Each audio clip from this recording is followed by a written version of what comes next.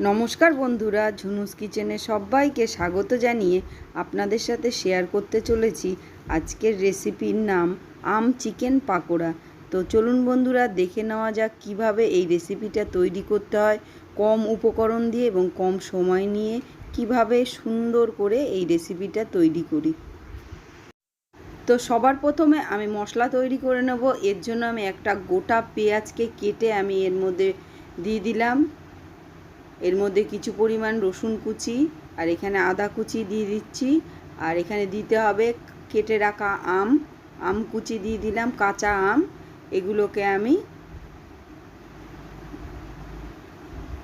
বেটে নিয়েছি, এগুলো হয়ে গেছে দেখতে পাচ্ছেন সুন্দর।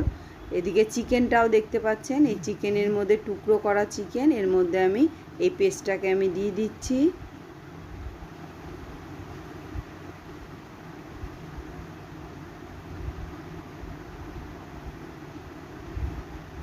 দিয়ে এর মধ্যে কিছু পরিমাণ মশলা, যেমন জিরের গুঁড়ো, ধনের গুঁড়ো, লঙ্কার গুঁড়ো, একটু চাট মশলা, একটু গরম মশলা, এই সব মশলাগুলোকে দিতে হবে। আর দিতে হবে পরিমাণ মতো নুন, তাই আমি নুন দিয়ে দিলাম। আর এর মধ্যে অল্প পরিমাণ কর্নফ্লাওয়ারটাও দেওয়া হয়ে গেল। এখানে 2 টেবিল চামচ আমি দিয়েছি। আর এখানে চিলি ফ্লেক্স দিচ্ছি, বা আপনারা এখানে এর মধ্যে চিলি ফ্লেক্সের বদলে অরিগানো দিতে পারেন। এগুলোকে আমি সমস্ত একসাথে মিক্সড করে নিচ্ছি।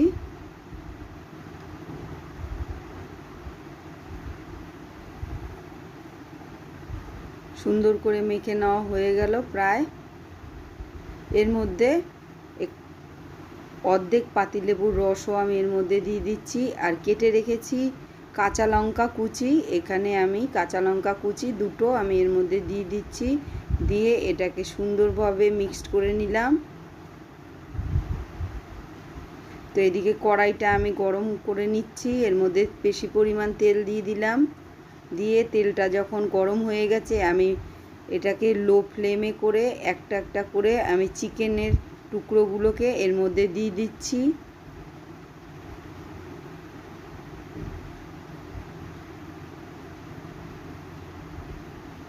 এটা লো ফ্লেমে আস্তে আস্তে ভাজা হবে। ভাজা হতে সময় লাগবে 7 থেকে 8 মিনিট। তো হাই ফ্লেমে ভাজলে এটাকে পুড়ে যেতে পারে বা ভেতরেও কাঁচা থাকতে পারে। এর জন্য একটু লো ফ্লেমে একটু সময় নিয়ে এটাকে মুচমুচে করে ভেজে নিতে হবে। তো এদিকে আমাদের ভাজা হয়ে গেছে, আমি এটাকে একটা প্লেটে নিয়ে নিচ্ছি। আর বাকিগুলোকেও আমি ভেজে নেব।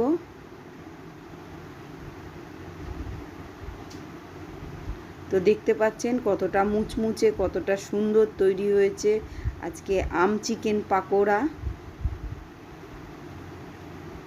খেতে খুব অসাধারণ। এদিকে আমি চাটনি বানাবো। এর মধ্যে আমি কেটে রেখেছি আমের টুকরোগুলো দিয়ে দিলাম, 4-5 কোয়া রসুন আর 2টো কাঁচা লঙ্কা। যেরকম ঝাল খাবেন ওই পরিমাণ দিতে হবে। এর মধ্যে দিয়ে দিলাম নুন স্বাদ অনুপাতে। এর মধ্যে দিয়ে দিচ্ছি চাট মশলা। আর এর মধ্যে দিতে হবে একটু বিট নুন। দিয়ে এটাকে আমি গ্রাইন্ড করে নিয়েছি। তা আমাদের চাটনিটা খুব সুন্দর হয়েছে, খেতে ভীষণই টেস্ট, খুব সুন্দর লাগবে। বন্ধুরা একবার এই রেসিপিটা ট্রাই করতে পারেন।